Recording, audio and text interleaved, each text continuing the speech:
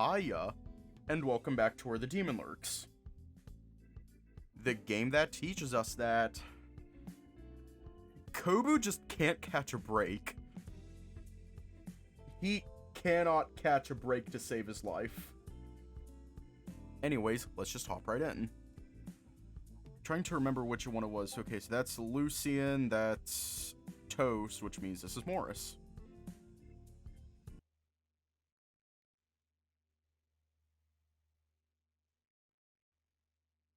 He closes his eyes, and so do you, but that night you are too hot and bothered to sleep soundly. Wrong save.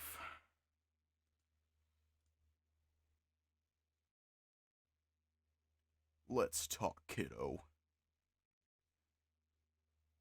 Chapter 4. My Father, the Monster.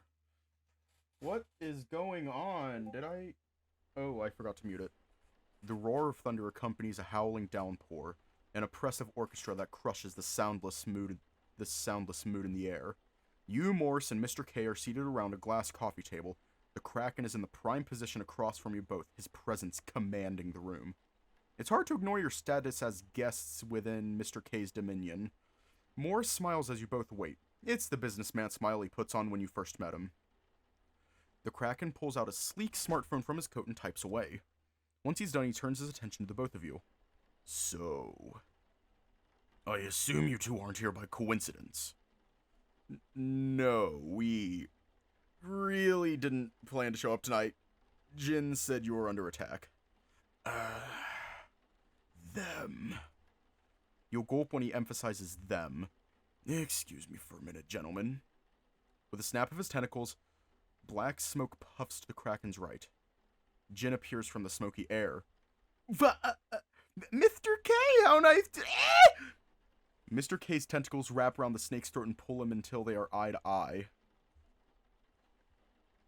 And where have you been, my petulant genie? Hang on. Yep, I'm recording. The genie desperately grabs at the tentacles, clawing for mercy. An entire cult storms my gates, and I didn't even hear a word from you. The same cultist I told you to get rid of days ago.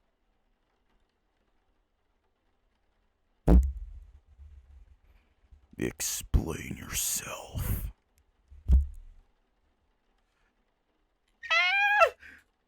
Jin's face turns a bright shade of blue. I don't think they can, breathe. Mr. K loosens his grip just enough for the snake to gasp for air. The Kraken lifts the snake until his tail hovers a smidge off the ground. I can explain, my liege, my powerful, benevolent liege. Morris leans over to whisper. This is not going to end well. You better make it good or all the blood spilled today will be on your hands. I was caught off guard. I was working so diligently to break into their camp and to destroy their source of power, but I was too late. They had completed their ritual, and woe is me. I did everything I could to stop them, but they nearly ripped me to shreds. The snake clasps their hands as though praying to the Kraken to give them mercy. You couldn't have imagined how glad I was to know you survived, sir. Mr. K's eyes narrow. For your lamp's sake, you better hope I don't find a scrap of proof that you're lying to me. Never, sir. Now go. Take stock of all the damages in the compound and get them fixed. Yes, sir.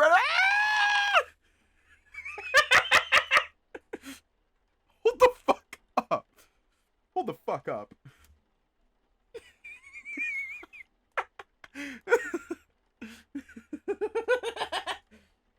That caught me off guard. Mr. K flings Jin back through the broken doorway and off the banister, conveniently missing the next person to enter.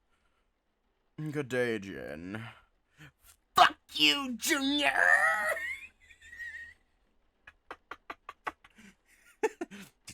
Fuck you!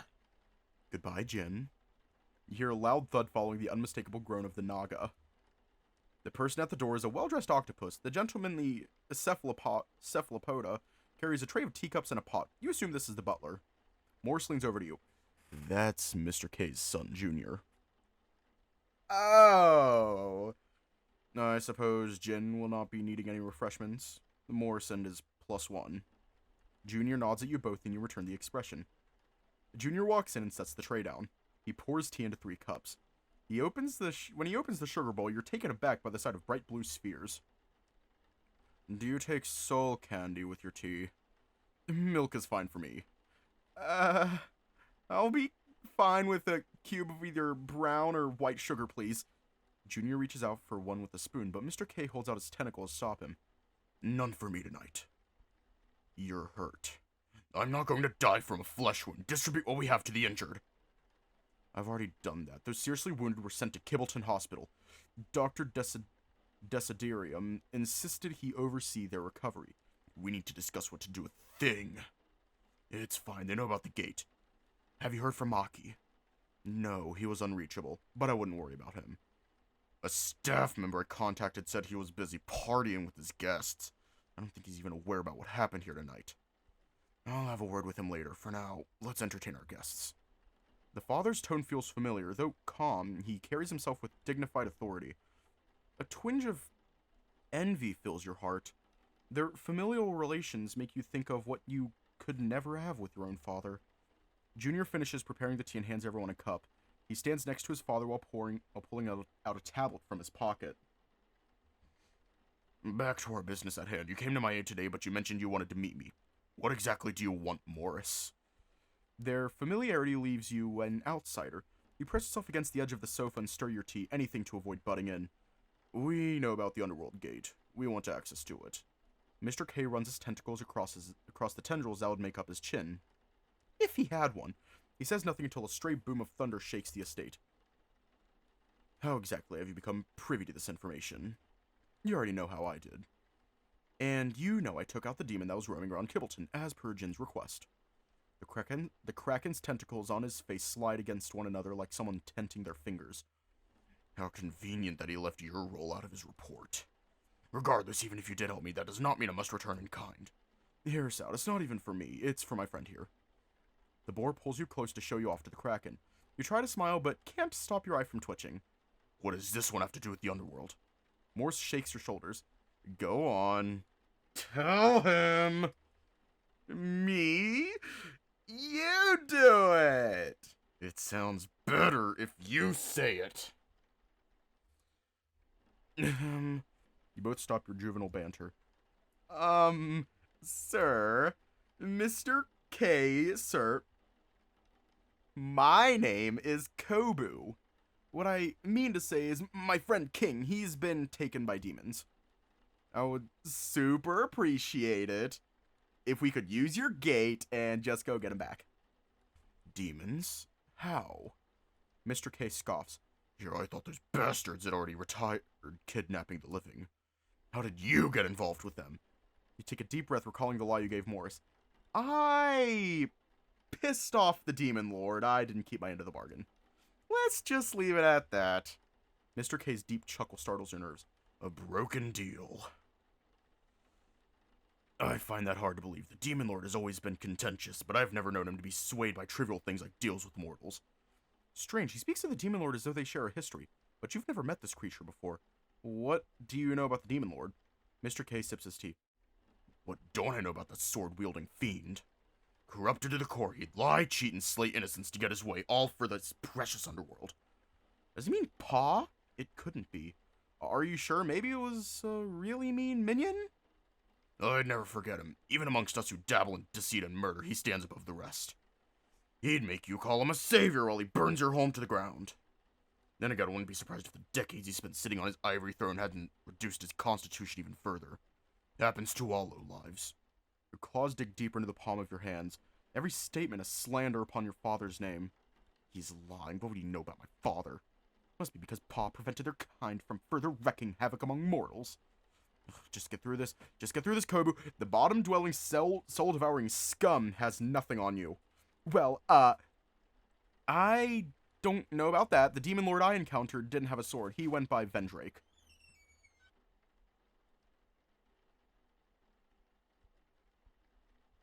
What a shame. Someone got to Zengix before I did. They really are monsters. Junior taps away on his tablet. So yeah, I'm not asking much here. We just need to get in, get my friend, and leave. Your pursuit does not interest me, boy. The worth of one soul is not equivalent to years of work. But... The ring's leader shoots you a look and you shrink back into your seat. Then what is of equal value? The Kraken taps the rim of his teacup with a spoon before setting it back down. His gaze is intensely fixed upon Morris for a little longer than you'd want. You. Wait. Morris? He's in love with you? What? I don't think that's what he's implying, Kobu. Not to say I'm not flattered, if that's what you meant, Mr. K. Just that I don't see you in a romantic light. Not that you aren't a good catch. I mean in the right lighting. Silence! I'm referring to the deal I offered you the day we first met. You want me to work for you. Your powers are tremendous. With our guidance, think about what we could achieve. You say that, but we both know what you really want is the demon in me, isn't it? Can you blame me? It's a useful weapon. Not to me, and no offense, but I don't think you can control it as well as you hope. You seem to be doing quite the sorry job yourself. Haven't you been needing more batteries lately? That watch of yours is straining to keep the beast at bay. Maybe if the monsters that created the watch made it a little better, I wouldn't be needing so many batteries so often. It's not the tool at fault, Morris. Your demon soul is growing. Soon the watch may not be able to hold it back, period. How about this, then? I allow the two of you to use the gate in exchange for the soul of your demon self, Morris. Morris's eyes widen. You can do that? Of course, you'd be free from your suffering and your friend can go save their ally from the Underworld. All you need to do is sign here. With a snap of his tentacles, a file materializes and opens up to reveal a detailed contract. A pen also emerges next to Morris's face. The fur on your back stands on end. Ethereal blue light surrounds the folder. You swear you can hear the faint call of the contract reaching out to your friend. That's no ordinary contract. If that Kraken's fighting powers are anything to go by, that thing is dangerous. Go on. Morris stares at the document. He gulps as his trembling hands reach for the pen. Whoa, don't do that! You snatch the file away from the board, breaking him out of his trance. Hey! You gotta read these things before you sign them. Didn't anyone teach you that? Wait, what? Your years in the office have granted you the ability to speed read through legal jargon. You flip through the papers once before going back, jabbing at a section. Aha! You said this deal is for the demon half of the soul, but you didn't specify that Morris will be kept safe during or after the process. For all we know, you could just end up killing him during the extraction. That's an unknowable factor. Yet you happily left it out of your explanation. You shake Morris by the shoulder. You can't take this deal. You think that the demon side of you is a separate creature, but what if it isn't? Come on, man, don't say that. But you don't have to consider it until you prove otherwise. Don't do this. The tentacles that cover the Kraken's mouth wriggle about, ready to gobble you up whole. I'm beginning to see why the Demon Lord wants you dead. I'll be dead before I let you take advantage of us. Okay, we're shouting. Maybe we all got to tone it down a little. What would a puny mortal like you understand about magical contracts? Only mortals would think of dishonoring their agreements. I know enough. Don't try to act all high and noble. You'd say anything to eat a soul. A cool female voice emanates from Junior's tablet saying, "The cow says moo." All you turn to the younger octopus in the room, the file and pen evaporating away into nothingness. Apologies, that's the only soundboard I have on this. I think this is time for me to interject. Pa, I don't think you're being fair to them. They did help us out. My own kin taking the enemy's side. Unbelievable. I'm not taking anyone's side. We just need a deal here. We can use their help to manage the demons that are popping in and out of the town now. Our members are in no condition to face them. If these two want to use the gate, they can work for it. After today's attack, it's more dangerous to have our own people continue such work. Soft as always, Junior. Didn't I teach you better? You taught me to be strategic, Pa. I think this deal will be more effective. Perhaps over time, Morris may even see that being fully employed by us isn't that bad. Fine. Wait, so are you offering us a temp job in exchange for using the gate? If everything goes smoothly, we should have the gate up and running in about a week. I will specify it like so. You'll serve us absolutely to complete the gate's construction, doing away with demons or foes that threaten the security of the rings until the gate is ready. Well, I suppose if we get rid of Morris's friend here, we'd save ourselves the trouble of dealing with the demons. Hey, nobody touches him, he's mine to protect. Junior chuckles. Very well, then let's stick to what I proposed. Does that satisfy you? I suppose. Great, then let me create the contract. You brace yourself to see how strong of a contract he conjures. He taps on his tablet and you hear the clunking sound of the printer coming to life. Behind him on Mr. K's desk, a printer spits out several pages. Son, you could just ask me to make a magical contract. Pa, I'm sure the legal powers of the lawyers at Howlett and Pelican. What the fuck?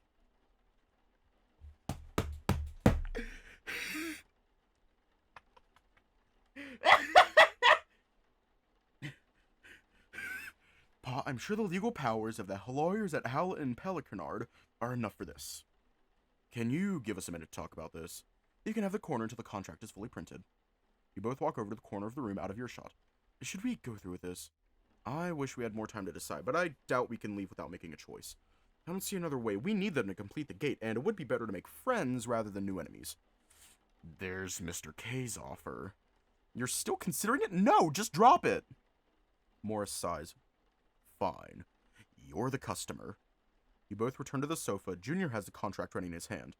We'll take the deal. Junior's deal, to be specific. Then let's sign and make it official. Pa? One moment. We reserve the right to reread the contents of the new contract.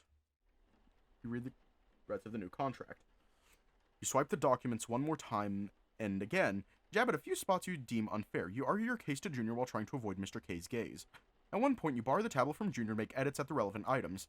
The printer hums back to life, and it isn't long for you before the both of you are ready to sign. Junior picks up the document and reads through it quickly. You wait with bated breath that he doesn't make a big deal of what you rewrote. The octopus looks at the paper, then back at you. Junior signs the document with the ink of his tentacle. Are you sure about that? It's nothing too important. I wouldn't sign it if it was. With a wave of Mr. K's hand, the file floats over to him. Then Mr. K does the same, signing with his own self-made ink. When it reaches Morris, he takes a while to read the contract first before signing it with a pen. Last, it reaches you. A cold chill runs up your spine. You scrawl your signature upon the document. The contract returns to Junior. The contract is sealed. Welcome to the rings, boys. Yay, I suppose. Morris says it without an ounce of enthusiasm. What happens now? A driver is waiting for you at the entrance. Leave your phone number with them. I'll send a copy of the signed documents through, and we'll reach out to you soon. Sure. Mr. K's lack of contribution after his son's proposal bothers you. You stand to leave, taking a moment to observe the remnants of the cult leader before you do. A lone black jacket lies on the floor. How it survived all of that is beyond your understanding. What are you doing with that? It's just a jacket. I figured I could keep it as a spoil of battle. You actually need to get it back to Toast. It could be what he's looking for. Do we need to assess it for its worth? I sense no magical properties from it. Let him have that rag. Thank you for your kindness. Let's go. You both hurry out of the mansion. As Junior mentioned, a black sedan awaits you both. You and Morris don't speak throughout the drive back to your apartment. The storm doesn't die down, unlike your energy. You're sheepishly heading up the steps of your apartment with Morris by your side. Do you mind if I have a sleepover? The rain's not letting up. Sure, I can clear up the no, wait, Lucian's here. I don't mind sharing your mattress if you're okay with it. Totally. I might accidentally hug you like a body pillow, though. I snore, so I'd say that's a fair exchange. You both exchange a brief laugh before you reach for the doorknob. He's here. He's back. Quick, the door. Sound of Lucian's hurried footsteps follow and the door swings open. There you are. Do you know what time it is? Where have you been? I've been worried sick. Whoa. How did you get into my apartment? Toast pops his head from behind. Hey, you're back. Hope you don't mind. I let us in because of the rain. He was already inside when I arrived. I did not tell him to break in. Pfft, you were going on and on about how glad your hair isn't all wet from the rain. Guys, fine. I'll give you a spare key next time. No more breaking and entering. I didn't break in. The ghost did. I just happened to walk in behind him. Can we continue this inside? It's freezing out here. Everyone enters the unit and sits down around the living room floor.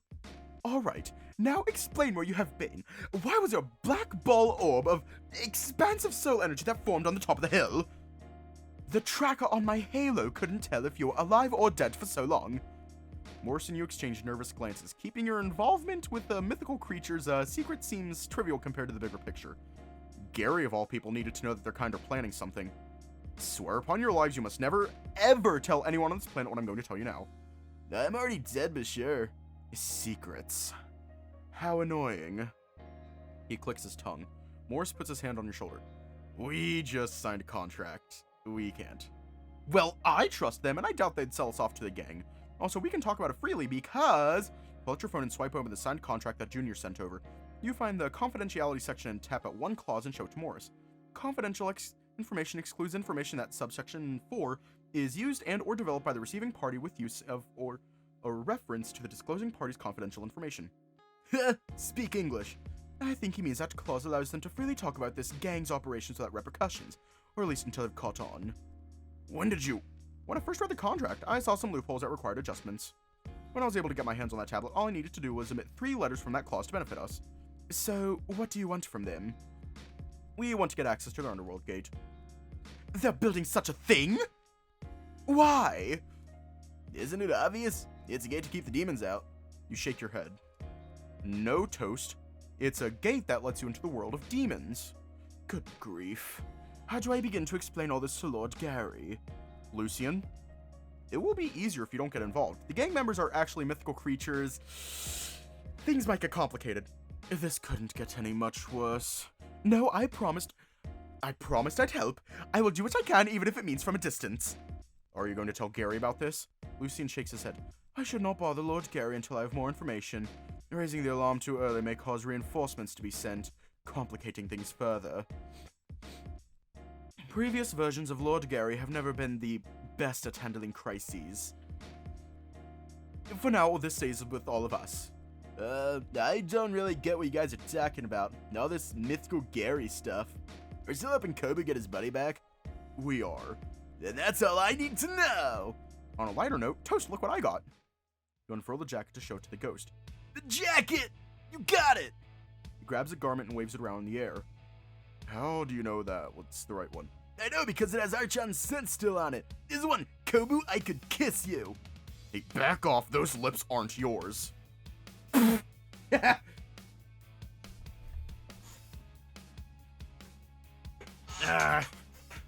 Toast pays Morris no heed. How'd you find it? I just got lucky. The guy who had it, he's dead. So I picked it up. Dead? How did you two... Directly. Let's not talk about it. I'm trying to forget seeing someone get split in half. Lucian nods. I've got to get this to Archon as soon as the rain lets up. Does this mean we won't be seeing you around anymore, Toast, now that your mission is complete? I didn't think about that. I wouldn't press your luck. Before you leave, I changed my mind about Best you leave before I change my mind about exercising you. Same here. You say that, but I know guys will miss me. Anyway, I think we can leave that question for some other time. I'm beat. Very well. I'll stand guard tonight. It's raining, though. I will stand guard inside. So you fall asleep with Morse next to you. No cuddling happens as you're constantly being watched by the angel's piercing gaze near you. Aww. You have the evening shift tomorrow, so you sleep in. Aww. No cuddling. I'm sad now. Right before the break of dawn, the hyena heads to the town park with the jacket in hand. He stops at the man-made river that cuts through the park grounds. Toast peers into the water. No reflection looks back at him. Recalling Archon's instructions, Ghost places his hand into the river. Archon, I'm ready. A fishing line with a purple lure flies out of the water, wraps itself around Toast's forearm, and pulls him into the river. Unlike being submerged into water, the sensation is akin to passing through a thin bubble. When he comes through the other side, the scenery is nowhere near the park. A ghastly but familiar person holds a fishing rod that pulled the hyena in. Yo, Archon, I got it. A tall, bulky, lurking person with a bull's skull for a head looks at Toast without a single expression on his face. Not too far from where the biker stands, a small tent is set up next to a jet black chopper bike. With a tug of his fishing pole, Archon's line magically unwraps itself and winds back onto the spool. Toast floats over to Archon while proudly showing off the jacket. Archon takes a deep breath of his cigar and lets out a heavy plume of smoke. His voice is husky, but it calms Ghost to hear him speak. By Hera's flaming toga, you actually pulled it off. Toast's friend makes his way to the tent and takes a seat by a sturdy rock. Good work. How'd you do it? A buddy of mine found it. The thief got taken out, though. Ironic that the thief didn't see their own death coming. Archon takes the jacket from the ghost and puts it on. Still fits like a glove after all these years. The morning winds blow by without either noticing. For the ghost, what wind could be felt without a body? A stray leaf causes merely a passing tingle while the skull-faced biker ponders his feelings. Something's the matter? Thought you'd be happier you got your jacket back. I am happy. I'm just seeing how long this feeling will last. And it's gone. He groans as he stretches his arms out. Joy is so fleeting. This is what mortals call the emptiness of reaching your goals. Maybe that jacket isn't what you're really looking for? What do you think I really need then? I don't know. Family? Ha! There's no such thing as family among the Pantheon. Oh, you crack me up, Toast. Toast looks in the direction of Kibbleton. Family? Ha! Well, I needed that. Are you ready to leave this town? Things are getting too dicey around here. Demons, cultists, and monsters popping up and blasting magia everywhere. Where'd we headed to next? Now that I have my equipment back, we can head for New Mount Olympus near Las Vegas. The one that can help you is definitely there. Back to Las Vegas, huh? I don't think I'm ready to leave. There's someone back in Kibbleton who's in deep shit, and I owe it to them to help. That's honorable, Toast. But even honorable heroes can end up in Tartarus. Have you decided to start pursuing your brother? No way, that's still on my to-do list, but I've never left a member of my crew back when I was alive. And I won't start doing it now. I can't remember what Toast's actual name is.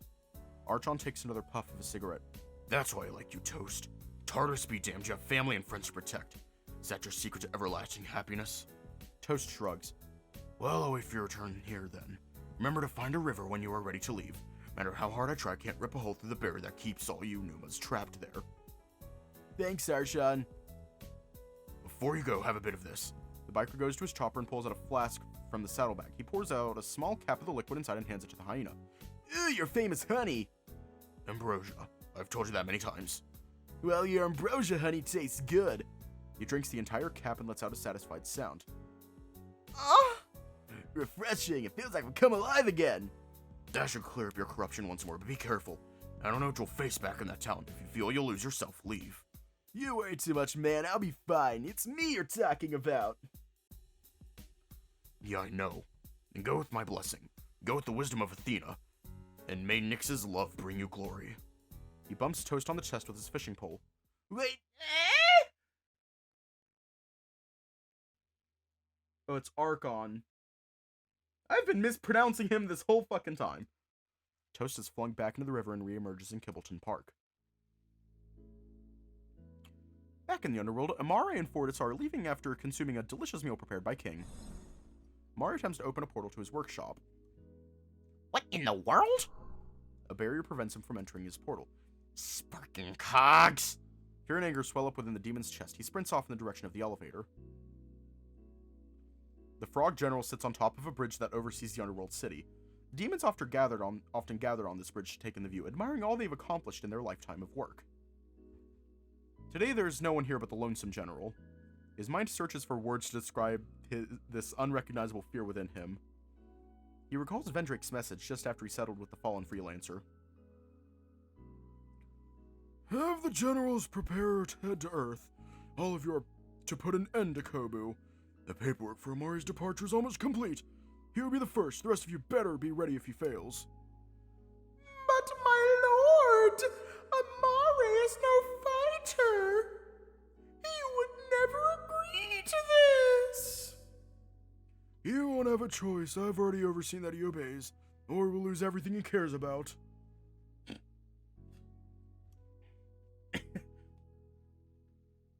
There was no room for negotiations, no time to warn Amare. He could only do his part as a good tool should and obey. How loathsome! Nox, you've got some explaining to do. Amare rushes towards the frog, seemingly ready to thrash him. Why am I locked out of my own workshop? Even the elevator won't go to my floor. Nox croaks. Your workshop has been seized by orders of Lord Vendrake. You will not regain access until you successfully capture or kill the convict Kobu. What the hell with that? He can't make me. He's made a written order. He wants you to report him right away.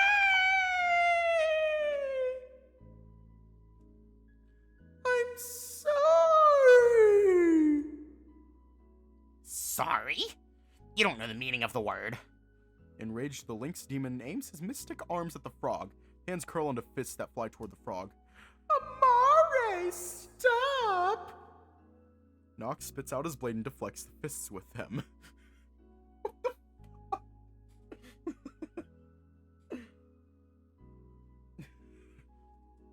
Stop! You never stop trying to tear our company apart. The mystic arms surround Nox. They glow blue and fire beams of light. Nox's floating hand launches its master into the air, just narrowly escaping the barrage of blasts. Stop this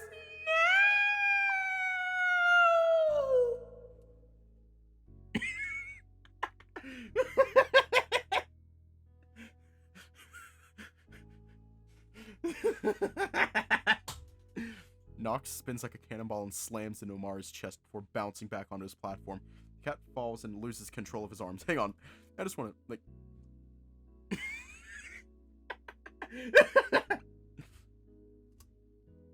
I don't want to fight you, Amare. Ugh. Amari stands up and rushes towards the frog.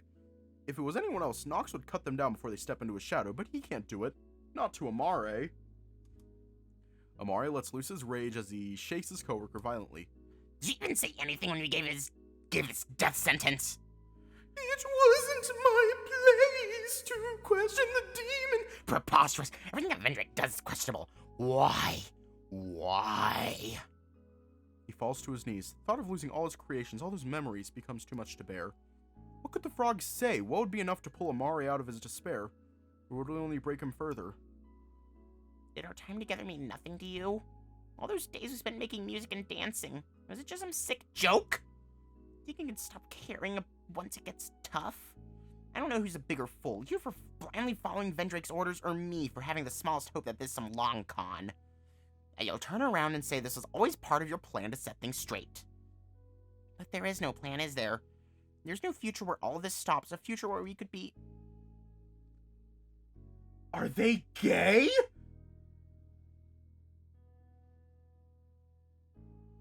Oh my god, they're married!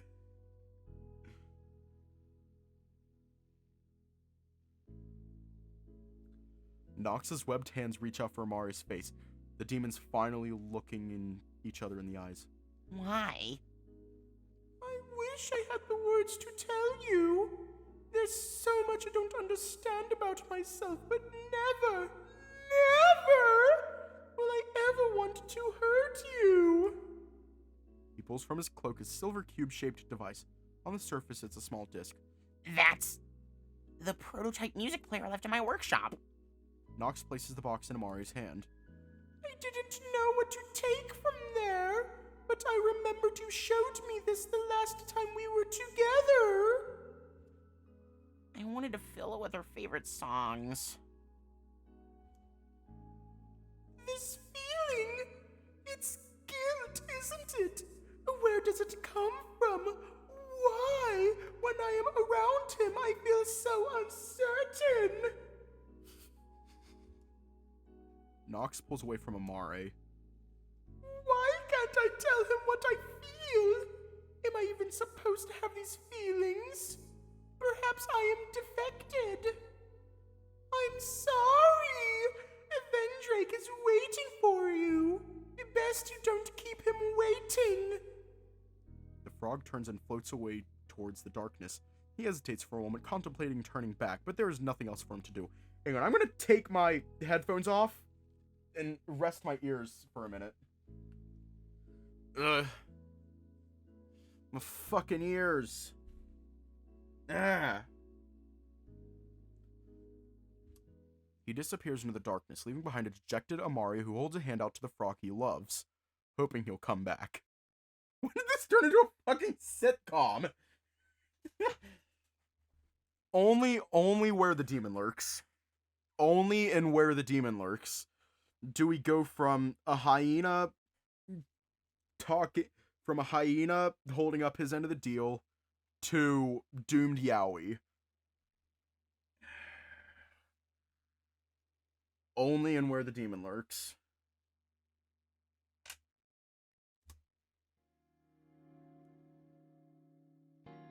And we go straight to Naked Kobu. We go from Amare losing the love of his life to Naked Kobu. Only in Where the Demon Lurks. Only in Where the Demon Lurks will this happen. Alright, I'm putting my headphones back on. You awaken to the smell of bacon and eggs. Morris. Morning. The boar walks over from the kitchen with a big plate of food. He sets the food on the coffee table next to your mattress. Lucian follows from behind and places down 3 cups. I made tea. I didn't know I had tea. You had loose tea bags. They didn't expire yet, so Morris said it was safe for you to drink it. See, it wasn't that bad, right? No, but I don't see how learning how to make tea will advance my career. You're such a workaholic. Kobu, get cleaned up and chow down with us. Okay. After a reinvigorating shower, you sit down for breakfast with the others. The simple yet filling meal hits just the right spot, especially after last night. However, the schemers of this town seldom rest. Your phone is ringing. Hello? Good morning, Kobu. Your stomach churns as if it wants to spit out your breakfast. You shoot a wide-eyed stare at Morris, and he stares back and nods slowly. I'll be giving out your instructions today. Come by the mansion. Bring Morris. Don't keep us waiting. Okay. Junior hangs up the call. We've got to go. The gang called. I should follow along. No, they are on high alert since the attack. You might be detected. Well, come back and let you know what happens. Just be on the lookout for Toast. You really think he'll come back? I don't expect it. I don't know. Is it weird that I wish he would, though? Yes, but for today I'll wait. Go. Don't keep our short-term allies waiting and get home safely. You nod in acknowledgement and leave with Morris. As Junior and Mr. K await their new recruit's arrival, the duo have one other appointment to attend to. Mr. K stands within his office, a laptop and an attached projector sit upon the desk before him. Junior enters the room, having just completed his call to Kobu. Junior! This thing keeps asking me if I want to upgrade my antivirus. What virus dares to invade my territory? Just ignore it. It's just an advert asking for more money. Fine. Stop wasting time. Those two will be here at any moment. Junior nods. Junior opens up a messaging application on the laptop and calls someone. A video of a female peacock with big round glasses and an adorning yellow sari hat. Her name appears. Her name is displayed on top of the video. Tanya. She has a clear British accent. Darling! Hello! Tanya. He says her name with excitement. Have you had lunch, darling? I had a piece of toast and coffee this morning. That's hardly anything. At least make a chapati. I will, sweetie, after I'm done with my afternoon work. Pause here, too. Tanya, how's my favorite mortal-in-law doing? I'm doing fine between managing the clothing stores and Minda. Oh, Minda, where did you get those bubbles? Her voice carries a mix of fear and excitement. She flips the camera around, pointing it at a bright pink baby octopus in a dress. She's floating mid-air with large bubbles surrounding her. Minda just started making bubbles from her hands and floated. The child octopus giggles loudly as she spins around like an astronaut in space. This is bad. This is great. Excuse me, my daughter is floating. Means her powers are developing. She could be a powerful Kraken. Remember how she made water float last time? Don't remind me. I was really hoping that all this magic thing would go away. She is 5. She's supposed to be learning her ABCs and how to play games with her friends. Boys, focus here. Midna hasn't had lunch yet. Minda hasn't had lunch yet. How do I get her down? She can get herself down. Bring us closer to her. The camera moves closer to the girl. Minda, look, it's Grandpa. Grandpa! Grandpa, I'm flying! Yes, you are, Mane. Think you can reach the ceiling? I'll try.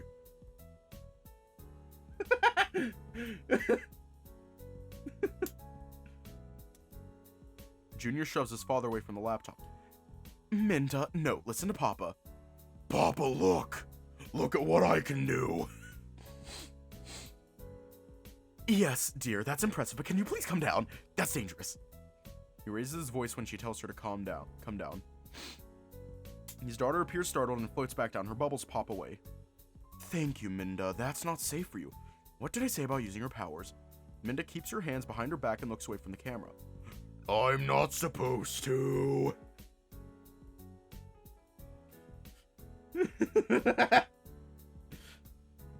right. You'll scare Mama if you keep doing that. The camera flips back to the mother. Oh, thank you, dear. I've got it from here. Mr. K steps into the camera's view. Go easy on her. She's just discovering who she is. I know, Kay. I'm just assuming this is normal for a Kraken child. She isn't a Kraken. She's just an octopus like any other girl. Tanya narrows her eyes. We'll talk more about this later. She turns to her daughter. Minda, you ready to eat? Yeah. Say goodbye to Papa first. The mother brings the camera close to her daughter's face. Bye-bye, Papa. Goodbye, dear. She ends the call. Mr. K and Junior turn to each other. You should be softer to Minda. She's your daughter. She is. That's why I don't appreciate you encouraging her to do more magic. How is she going to fit in with her friends? She is a Kraken. Those mortals will be lucky to be friends with her. Kids can be cruel, Pa. You don't understand what it's like raising a child so different. Is it any different than how I raised you? I never had powers, Pa. So? You were magical in my eyes. To me, you will always be a Kraken. Herr Stolt. Kraken's Feuerwehr. I probably butchered that. Mr. K rests a hand upon his son's shoulders. Junior sighs. Not even the seven seas could contain the depths of his father's dream for him and his family. Aww. I think it's one of the,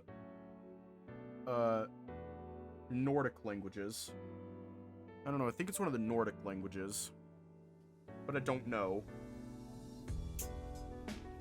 I'm grabbing a drink. It's Pineapple Mountain Dew.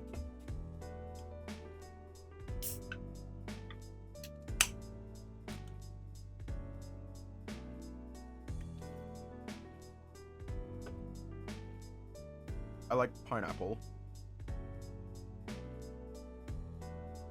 Fine, you can have a Pepsi, God. Upon reaching the mansion, you and Morse head straight for Mr. K's office. The office is dark and moody, the only light within emanating from a projector and laptop placed upon the desk. Good, you're here on time. You could have sent a driver. Do you know how expensive it is getting a cab all the way here? Not even our regular members get that.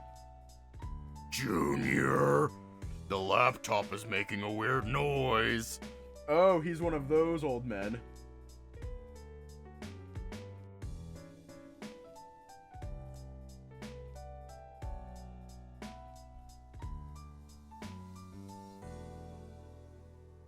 Cats, you can have a Pepsi. Oh my god.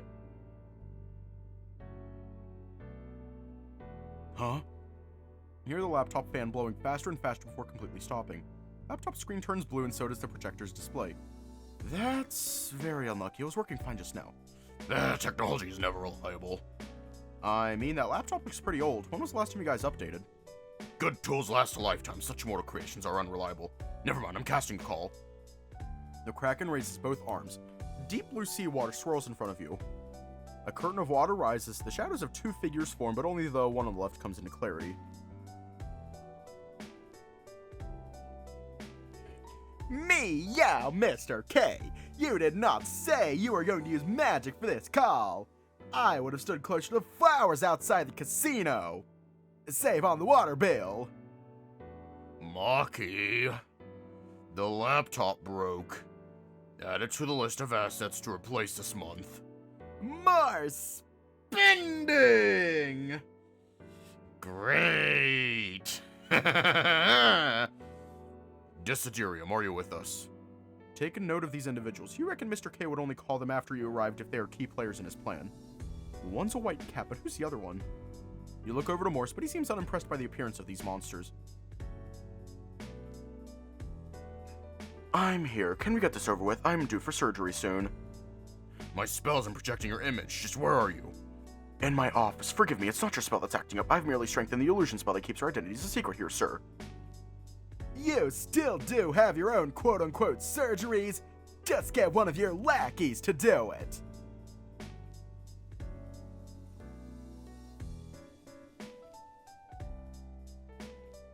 He has knee surgery tomorrow. I only do that with the adult patients. Mr. K coughs. As you're both well aware, last night we were attacked. Meow! Definitely not my kind of party. Have you two confirmed that none of the remnants of the cult invaded your locations? The only cult here are those that worship Lady Luck. Hospital security reported no suspicious individuals. Junior steps up next to his father. The investigation team I sent out to the cult site also found no traces of them. There's piles of black hoods on the ground. Their presence here is most unnatural. Were there any clues as to their purpose in Kibbleton? Nothing. When we got there, their hardware was all burnt to a crisp and nothing could be retrieved. Probably Jin's work if all its claims are to be believed. Mr. K growls. We'll revisit that mess later then. Onwards to the next task at hand. Junior turns to you both. The fur on your back stands on end like you've been called out by a teacher in class. Gentlemen, please step forward. Both of you do as he says. Hiss! Junior! What's that doing here?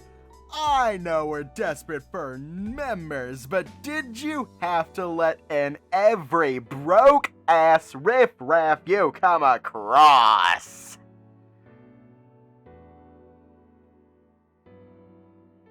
And who's that lying with him? What the fu- The cat's animosity towards your partner provokes an immediate response. One glance at Morris saying you know not to cause a scene. You bite your tongue for now. Maki, I'm flattered you remember me. Everyone, that the threat of demons becoming aware of our plans looms ever more likely. They've already invaded Kibbleton. Which I helped take them out, so you're welcome, Maki. That's why we're advancing the Demon Lord extermination plan, and we'll have these two to help us reach that goal. New and urgent thoughts surface upon hearing the name of the plan. You muster all your willpower to not show a reaction. Exterminate? Wait, they want to exterminate me? No, not me. I'm not the Demon Lord anymore, am I? No, it's Vendrake they're after, right? Wait, what will happen after that? I can't let them do that. I have to stop them. A surge of courage compels you to act. I'm ordering all resources to be diverted to the completion of the Underworld Gate and the God Killer. Whoa, you didn't say anything about killing the Demon Lord before. All lies, visible or not, fall on you. It doesn't involve you both. You can still grab your little friend and leave. But the Demon Lord is all powerful. What's this going to achieve? Morris moves closer and whispers, Dude, zip it. It's none of our business. I know, it's just... Mr. K erupts into laughter. This will change the world. You should be thankful. We're getting rid of the execution of mortal kind once and for all, boy. If I can interrupt, the God Killer is far from completion. Without a trace of the Demon Lord, this weapon is just a plain sword. Even if it was completed, I'm against us wasting what remains of our kind and our souls on a suicide mission. Exactly. Listen to the doctor. He went to medical school. Junior shakes his head. I don't want to be the bearer of more bad news, but negotiations with other sanctuaries haven't exactly yielded the best results. Nobody that I reached out to wants anything to do with this plan. Meowver, I don't think we can arm enough people with anti-demon weapons with the funds we have at the moment. Yeah, invasions are expensive. Silence! The gang leader's booming voice shocks all of you. Looks to his subordinates with his chest puffed out in a dominating display. This is not open for discussion. Time will wipe us out if we don't strike now. Zangik 6 is no more, yet his curse still prevails. What? Meow! You said if he died, we'd all be free. Obviously, we underestimated the extent of his powers, which is why we must attack, capture the current Demon Lord, and make them undo it. What if that fails? And we'll just kill every new Demon Lord that comes until they do it. This went from a punt in the dark to a disaster when it happened. Is any of this going to be worth it? We should be focusing on sustaining the numbers we have now. Mr. K pulls out a photograph from his coat. Look at this. Look at it and tell me this isn't worth fighting for. Waves the photograph at his subordinates. Maki makes an uncomfortable groaning sound while the faceless Desiderium just sighs. The Kraken then turns to you. You, big mouth. Look at it and tell me you wouldn't fight for the future of the cutest person in the world. Huh? Your pupils dart as you are confused and afraid by his forceful tone. He's showing you a photo of a little pink octopus girl with a big smile. She looks pretty cute. Pretty cute? Just pretty cute? I'll show you pretty cute. He grabs you by the collar of your shirt and you feel yourself getting lifted off the ground.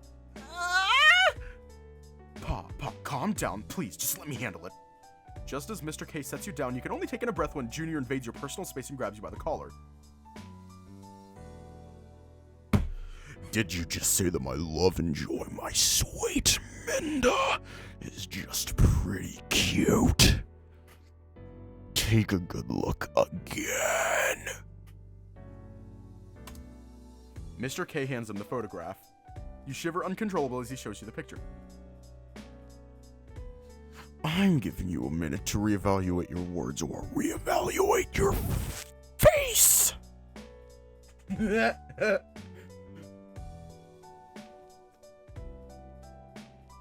And do you blame them? Kobu has a fat ass. Do you blame them? I mean, hang on, let me go back a bit.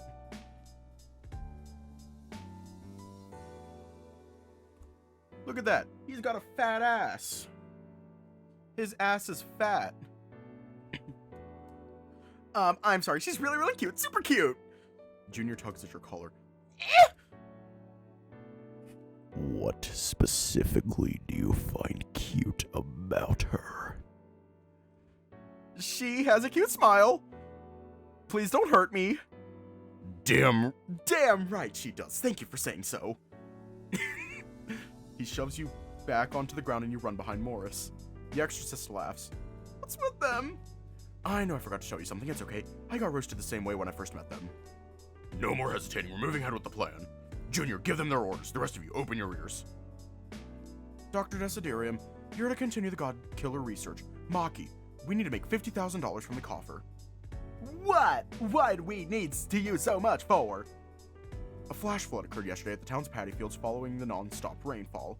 The farmers' crops are ruined and will affect the livelihood of many. Meow, this again. How do you expect my casino to profit if every time something bad happens, we have to pay out of pocket to help these mortals? I say we leave them be. And they'll come spend more at my place to make up for what they've lost.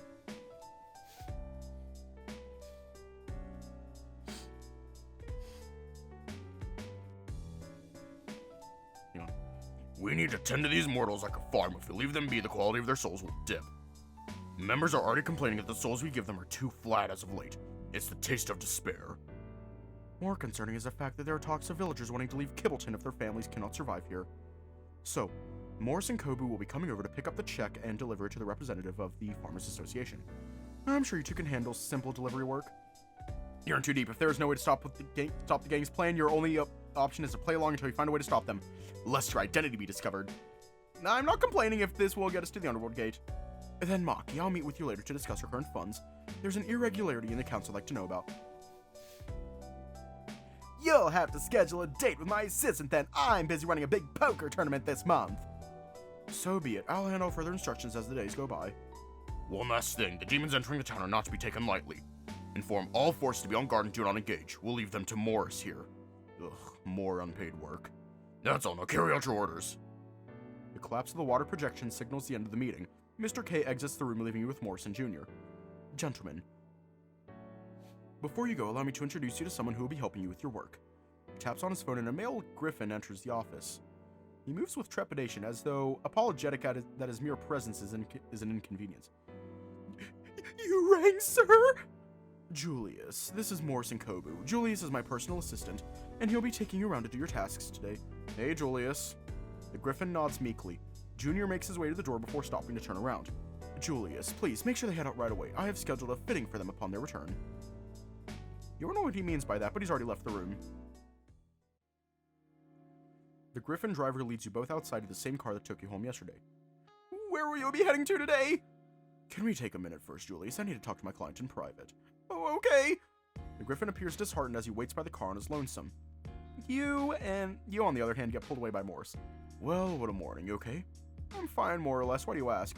I don't know. Maybe because it looked like you were really worried about them trying to fight the Demon Lord. Where are your priorities? I mean, come on. He was talking about changing the order of life and death. That's overkill. We don't know how that'll impact everyone on Earth. It's still none of your business and none of mine. I'm not getting paid to deal with the Demon Lord. Not that I really think they'll succeed. Geez, I thought you cared. About people, not demons. Ouch.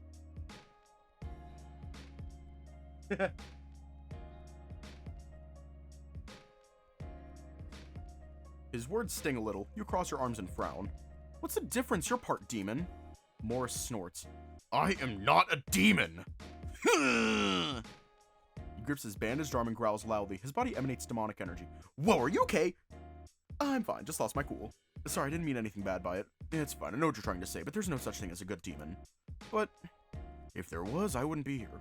Look, you want to be a demon sympathizer, that's your own business, but I won't support you if you do. Alright. Let's go, we got a job to take care of. Both return to the driver. And no more talks of demons unless we see one. Demons where? The Griffin has his hands up guarding his face. Relax, the only demon will be our boss unless we finish this job. Come on, we need to stop by the casino. How long is this update?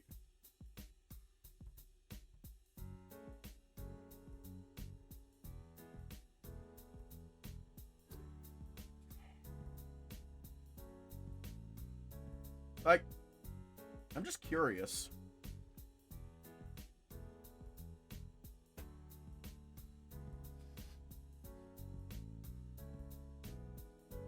Okay. The car ride is unbearable. Morris won't look at you, much less talk. So, you boys been out to the Kibbleton countryside before? Nope. You look outside. The concrete walls you're used to have been replaced by the lush greens of Kibbleton's many farms. Far up a hill, you spot a grand-looking building, newer than anything you've seen in town. You assume that's where the casino is. I'm not really a farm person. Couldn't manage one online, even. Hey, now, there's tons of things to do, even out here. You got all this wonderful greenery to explore. Save it from the haunted hotel, though. Is it a tourist trap? Yeah, it traps you then eats ya. Now our people have been keeping an eye on that thing for a while, so no clue how to safely get rid of it. I guess it doesn't mess up the casino's daily operations. On that note, go to the casino. Best steak in town. They serve it with the best peppercorn sauce. And comes with a side of soul candy Earl Grey tea. Sorry, that last part is not for me, plus I don't gamble. Oh, right, you're immortal. Sorry, I guess it's like cannibalism for you to eat that? Let's not go there. I'm having a hard time as it is trying to stomach the fact that your kind eats souls. Hey, it's how we survive. It's no different than your kind killing and eating a chicken. It is different. Not to us. A soul is a soul. Ahem. I'm surprised the casino didn't change its name when Maki took over. I think he proposed it, but Mr. Kane Jr. shot the notion down. Typical Maki. Yeah. They both exchange a laugh. It seems they are in on a joke you don't know about.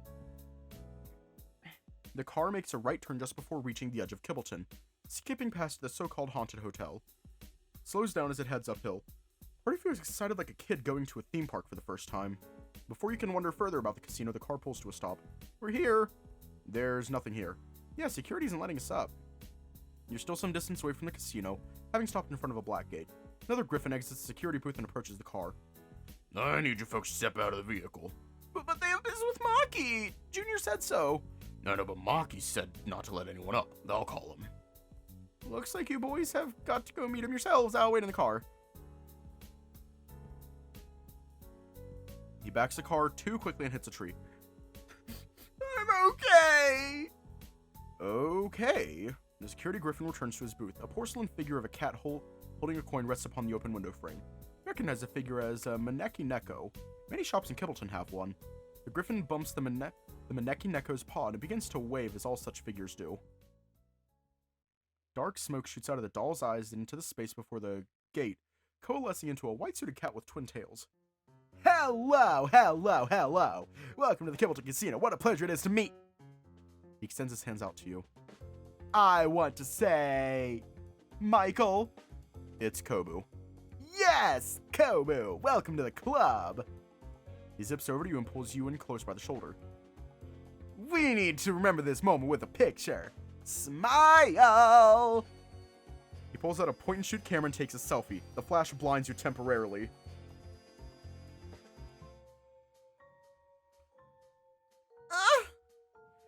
It's the middle of the day. Why is the flash even on? Now, can I offer you something to drink? Coffee? With a puff of smoke, he pulls a cup of coffee out of thin air. Champagne? He tosses the cup into the smoke, and a glass of champagne comes out in its place. Ahem. Oh, forgot you're here.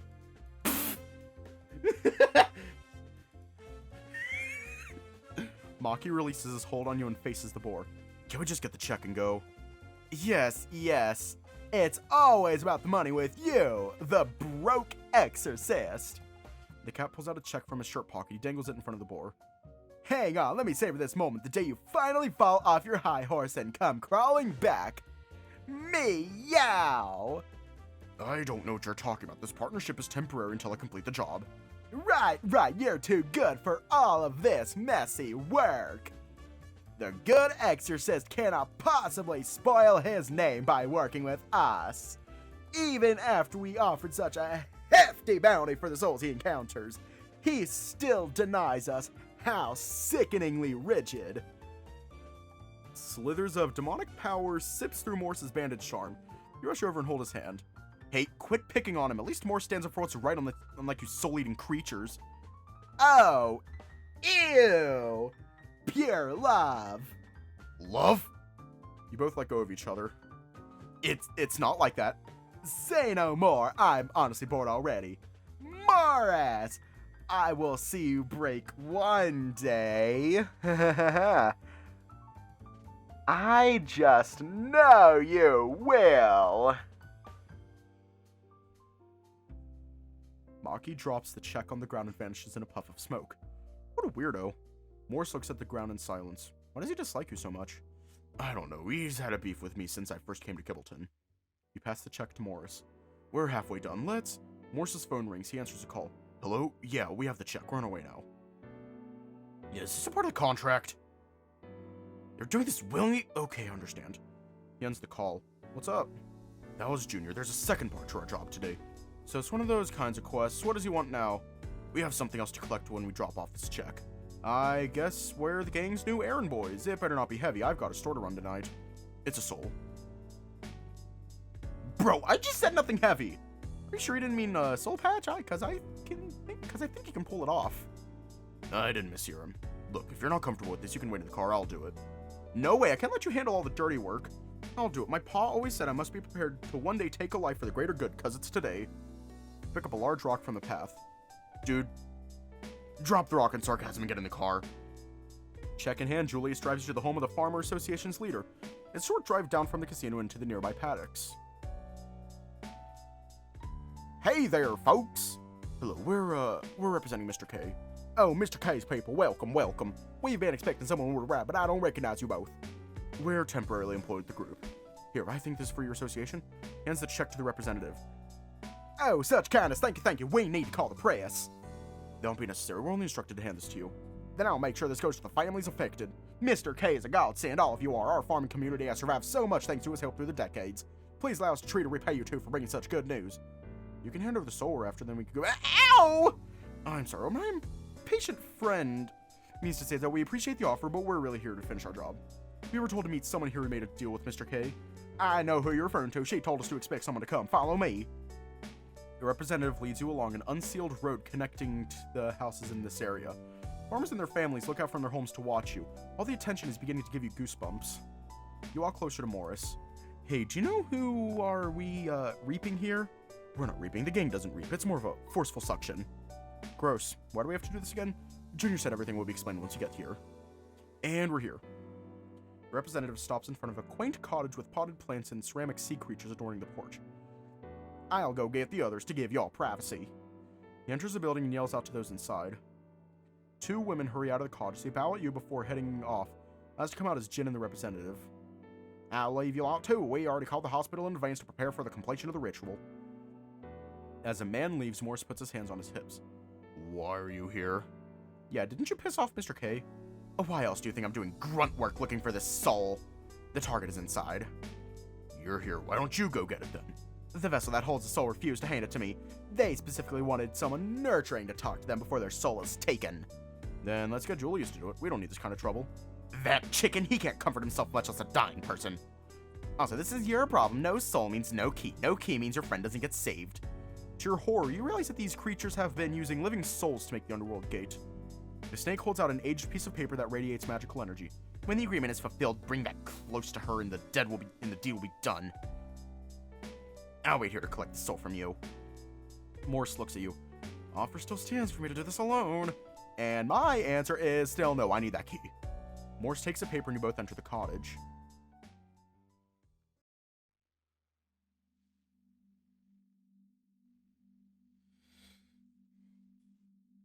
Oh, this is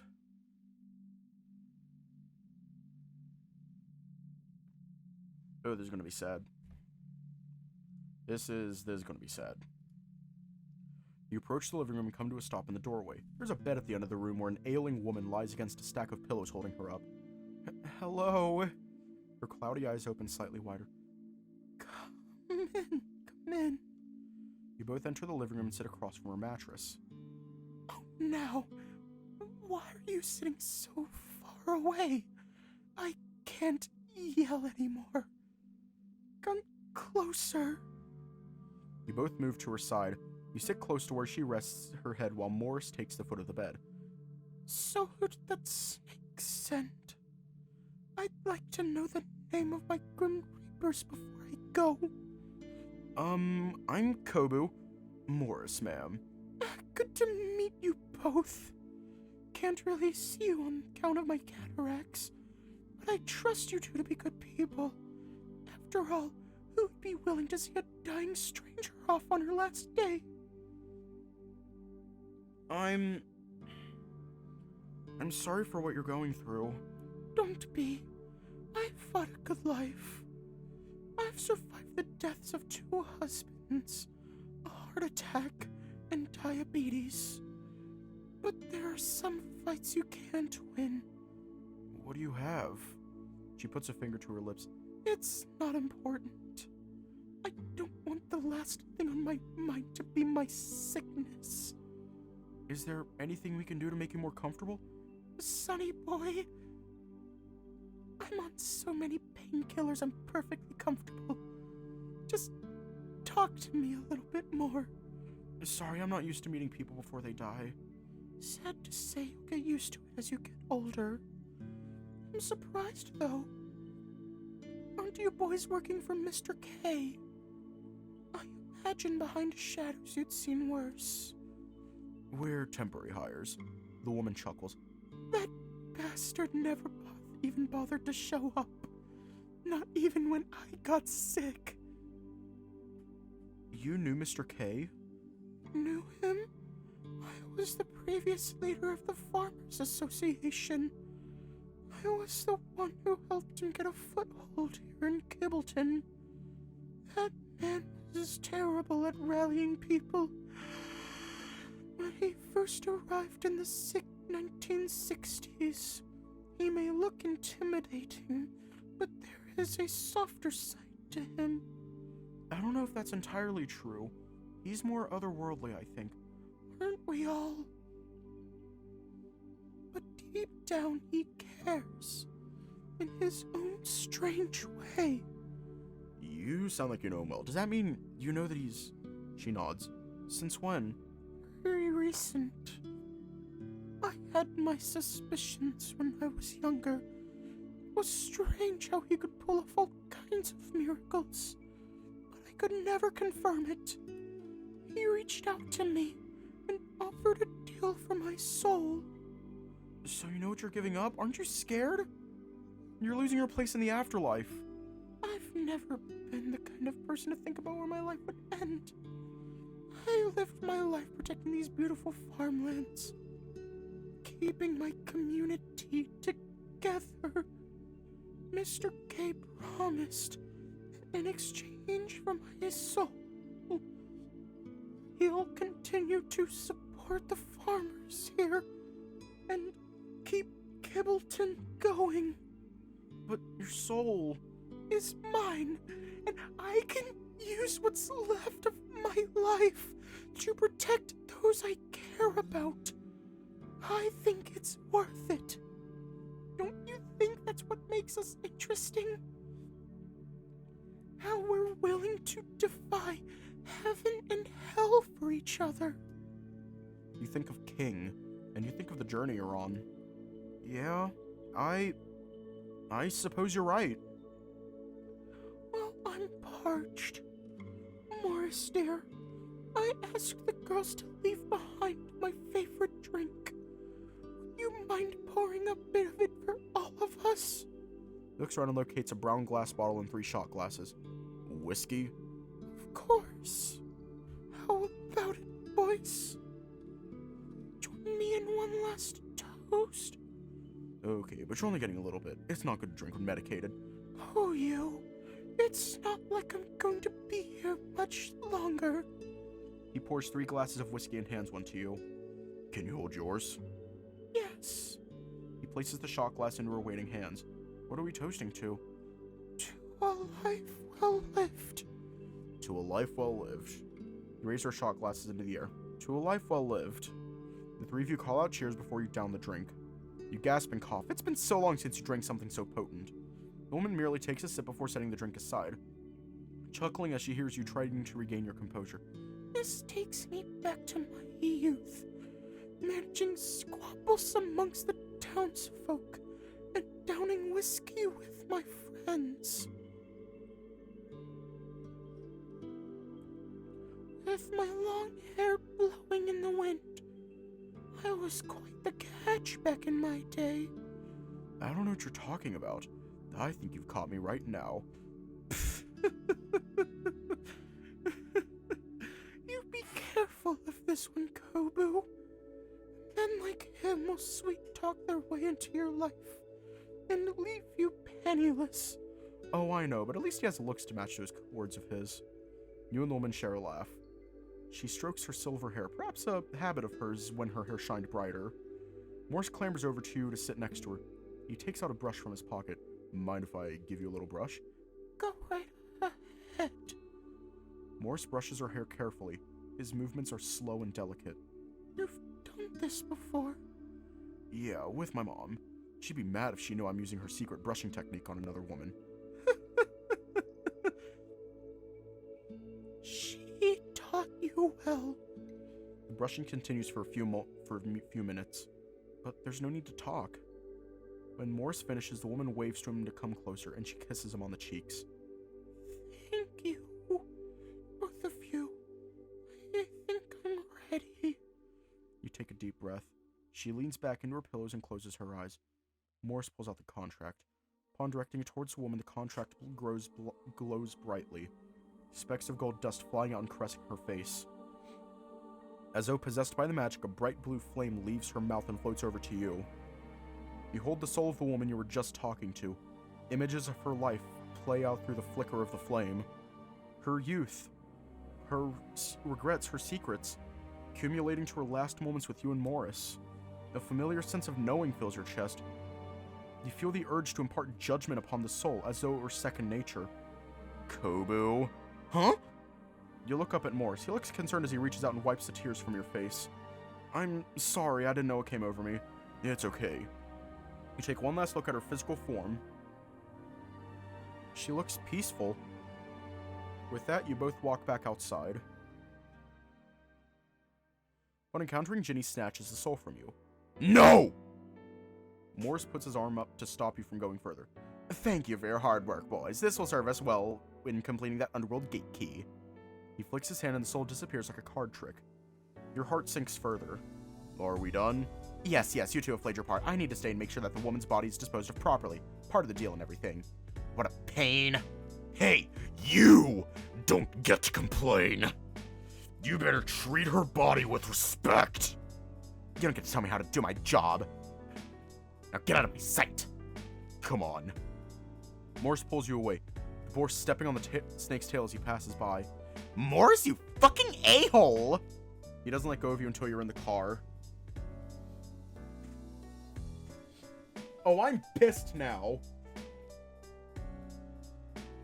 I am pissed off now. Julia starts driving and you're left with a gnawing sensation in the pit of your stomach. What is this feeling? This bittersweet taste seasoned with the hint of guilt. Why am I pulled towards these souls? They don't matter. They shouldn't matter, and yet each one does. Is this how these creatures have been surviving? They cultivate souls and take them through their contracts? The only thing separating us from them is that they eat souls and take them from the living. Their contracts, their whole way of life. Pa, is this what you is this why you tried to destroy them? Then you feel something tap against you. Morris's hand is bumping in tears with each bounce of the car's suspension. I wonder what he feels. He's frowning as he looks out the window. Perhaps even he isn't immune to seeing a life lost. Your hand creeps closer and your pinky locks into his. It could be your imagination, but you feel his finger holding yours tighter. There's so much you don't know, but being with Morris reminds you not to lose sight of your goal.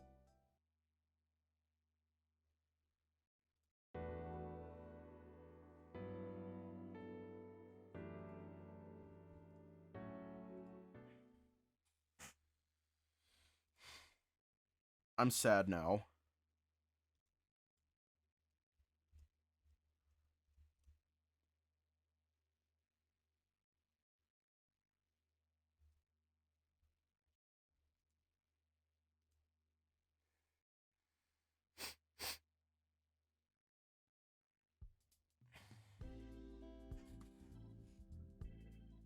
Stay safe. Have a good night. And I will see you all tomorrow.